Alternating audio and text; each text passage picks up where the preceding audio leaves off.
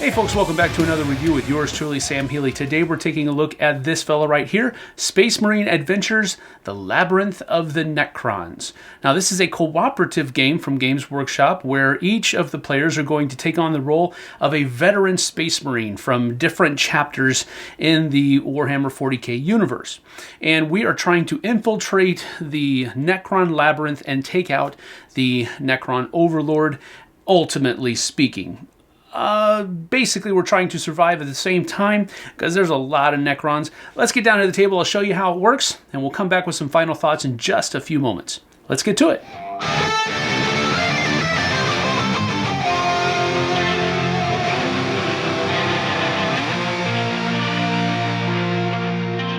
Each player will take their own data card that will come with their character, as well as a die that is in their specific color. Then the board is set out. There are 3 different boards, this one and then these 2 as well, and they are double-sided. Now, Space Marine Adventures is a turn-based cooperative game, and whose turn it is determined by the activation card deck. And this activation card deck will have 2 cards representing each of the different Space Marines, and then for a 4-player game, there are 4 cards in here that will actually activate the Necrons. And so those are put in here, shuffled together, and the round begins by turning one over. Whosever card it is, for example, this is a Nekron card, will activate the Nekron. So this will say here, Nekron Reinforcements. Let me go ahead and read it for you. Strange, green lightning crackles and leaps, opening a portal from another part of the labyrinth. A Nekron steps through the energy portal, looks around with a shimmer in its glowing eyes, raises its weapon, and begins to stalk towards the Space Marines. So we place a Nekron minion counter on translocation square 1. All right, so we look at the different translocation squares. This is 1. Now, what we're going to be doing here is we're going to be drawing counters out of the bag, and there are Necron Warriors and Necron Immortals in here. There are 2 other kinds of enemies that I'll go ahead and show you. There are Necron Lich Guard, and then, of course, the Necron Overlord, which won't come into play until the 3rd level. These won't come into play until the 2nd level, but I'll go ahead and show you. Basically, what these are is this is the number or more that you need to roll on your die to hit them and knock them out. So we have to place a Necron on translocation 1. Well, translocation 1 already has a Necron, so if that is the case, we're going to put one in both adjacent squares. So we're going to draw out of the bag here, and we've got 1 for there and 1 for there.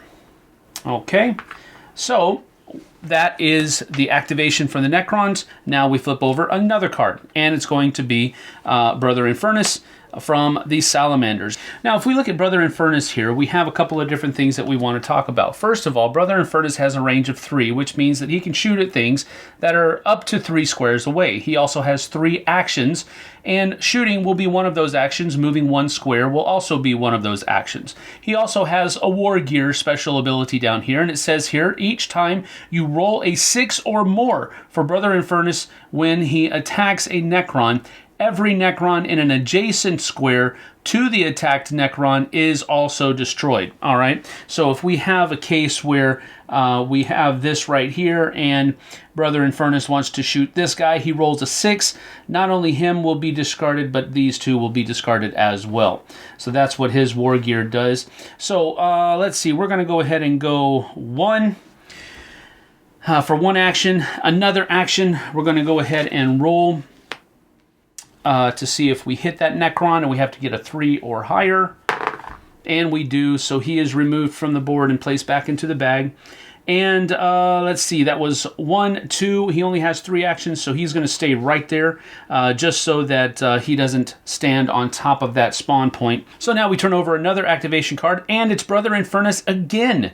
So we're going to go ahead and move him again. Let's see, we're going to go 1, 2, and we're going to try to clear the pathway here and hit this guy right there. He is only 2 spaces away. He has a clear line of sight, so he just has to roll a 3 or higher, and he does not. So that was 1, 2. Shooting would be 3. He missed, so that's the end of his turn. Now we flip over another card, and it is the Ultramarine, Sergeant Casius. All right, we're going to go 1, 2, 3, 4 like this. and that is all he can do.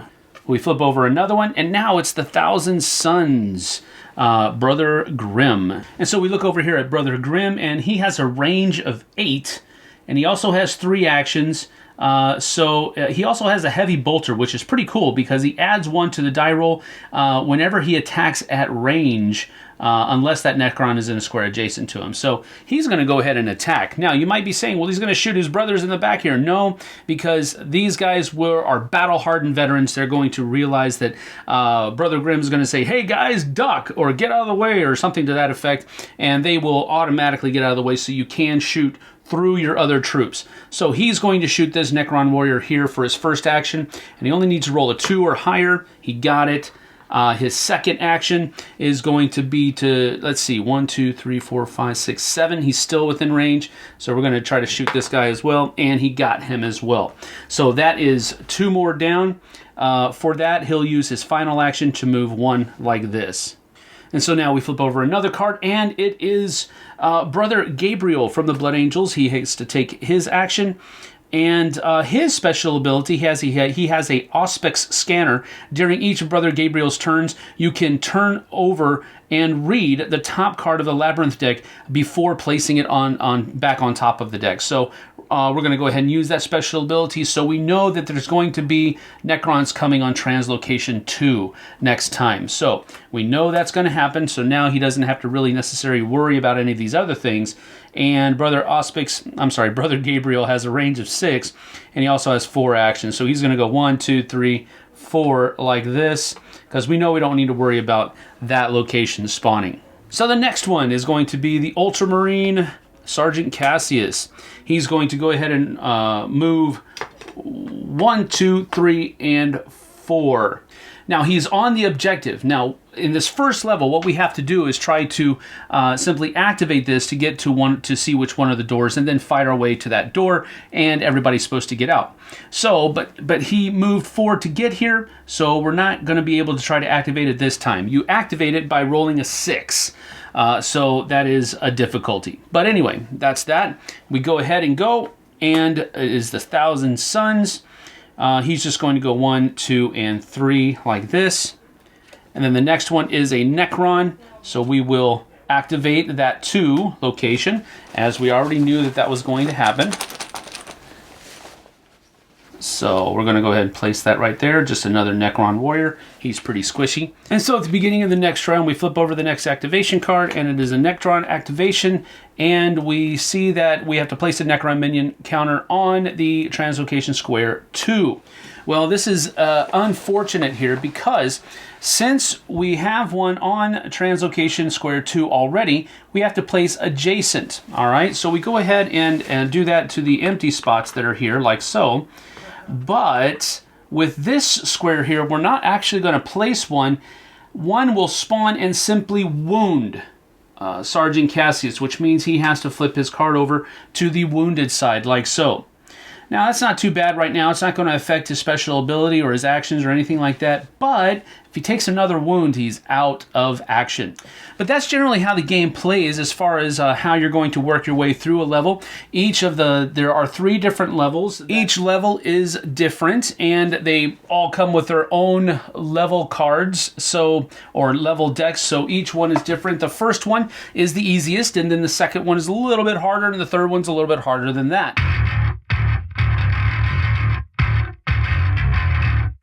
Now, as I mentioned in the instructional portion of the video, the levels do ramp up from 1 to 2 and to 3. But if that's not enough for you, they also do have an advanced deck that comes in the game as well, but it's separate from the other decks, so you don't have to use this if you don't want to. But after you've gone through all of the other levels, maybe you can crack this one open, because it does have a campaign version where you can go through each of the different levels. Slightly changes the rules here and there, but it gives you a continuous storyline rather than breaking up into 3 different games. It also has 2 cards for each of the different Labyrinth decks that you can add to the Labyrinth deck to make it a little bit more difficult. There is a challenge deck in here, and this one basically provides certain things. For example, in level 3, when you're having to take out the Overlord, this will buff up the Overlord, make them a little bit more powerful. This one's also for level 3. This one is for level 2 when you start coming out with the Lich Guard and stuff like that. So there's a number of different challenges that you can choose to play or not play. Now, one of the first pros is just right off the bat, the miniatures are absolutely exquisite in this game. I love the fact that these guys are very well detailed, including their bases. That's something that you don't get all the time from Games Workshop or other companies for that matter, but it's something that I really do enjoy because, first of all, I'm not that good at basing the miniatures, putting different kinds of fauna and flora and gravel and all that kind of stuff. I'm not good at that at all. So when they give me some miniatures that have a designed base on it already and all I have to do is paint it, that is really cool for me. So I like that fact. On top of that, though, the design of these things, first of all, they're easy to put together. They're not the more difficult ones that take about 5 or 6, maybe sometimes even up to 10 different pieces.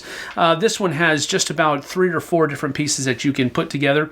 So they're not difficult at all. And I really like those kinds of miniatures. And the thing that I really like the most about it is that they have not sacrificed any detail in order to give us that easier to put together experience. The second pro is that this is a very simple game. It is very, very, very simple.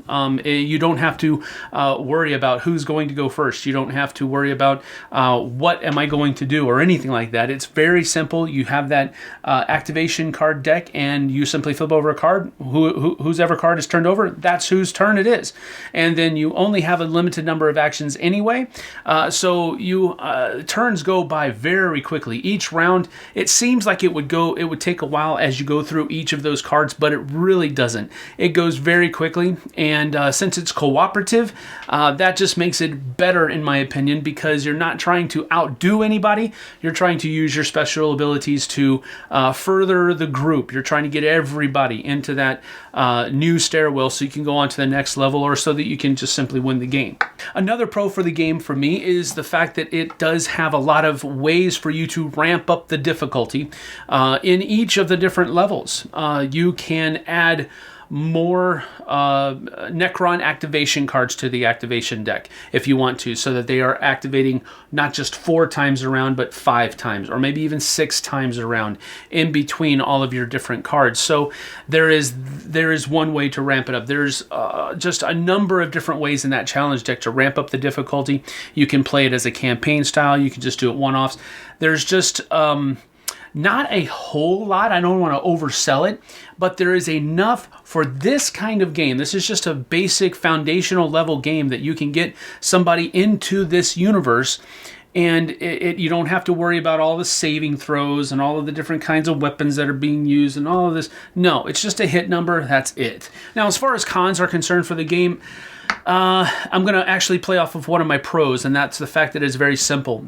This might be too simple for a lot of people out there. And if you're looking for a tactical, do I really have line of sight? Let's get my laser pointer out. And if you're looking for that kind of game, you're looking in the wrong spot because that's not what this is. This is a very simple, the box says 8+. So you're really talking about a light family weight kids game, but it has the opportunity to come up a little bit more in difficulty than other games in this category, I think. So don't come here expecting a lot of strategy and tactics and rules galore. No. That's not what this is.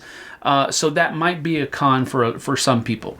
Another con for the game, I think, might run into this problem. I think if you play through this a couple, maybe 3 times, I don't know how much different the next few plays are going to feel for you. So I don't know that it's going to have the same shelf life, I guess you could say, that other more free-form games are going to have. This one, while I don't think it's scripted per se, it definitely has a cadence to it that that you know what you should do in any given point in time, and I don't know how much of that is going to change with future plays, because once you've gone through those Labyrinth decks a few times, you're going to know what to expect, and it might get a little ho-hum for you. But really, overall, I think that's about it for pros and cons. It isn't the strategic tactical game that some people are going to want, but it is that easy, simple, dudes on a map, I'm going to kill a bunch of Necrons type game that somebody may be looking for. And I think that there are a lot of those kinds of people out here. This is definitely a gateway experience into the 40K universe, and I think that's exactly what it was intended to be. I don't think it was supposed to be any more than that. 30 to 45 minutes playtime is really kind of spot on. Last night, my sons went through the campaign version of it, and we only took about an hour and a half, maybe a little bit even less than that. So I think that was 3 different levels. Now, we got kind of lucky on the first level, but, you know, that's just the way it goes. So all in all, I think that this is a good game. It is a decent game for the target audience that it was intended for, because it's not looking at tried and true Warhammer 40K fans. That's not where this is supposed to be going. This is supposed to be going into the hands of that person that is just looking into that universe and saying, hey, well, what's going on here? What's going on there? What do these miniatures look like? You know, that type of stuff. So all in all, I'm going to give this one a 7 out of 10. I did enjoy it a lot. I think it has a great feel and flow. It's not difficult. It's very simple to teach, very simple to play, and the miniatures are just amazingly well done. Now for me, I wanted it to be a little bit more strategic, a little bit more tactical. If it had been that, it probably would have been an 8, maybe even a 9, but since it isn't, I'm going to back it down to a 7. I still enjoy it. I still approve of it. I think it's a great thing for what it is, that entry-level type of step for those getting into the hobby. And I think it will do well in that arena. So that's it from me. 7 out of 10 for Space Marine Adventures, the Labyrinth of the Necrons. See you guys and gals on the flip side. Take care.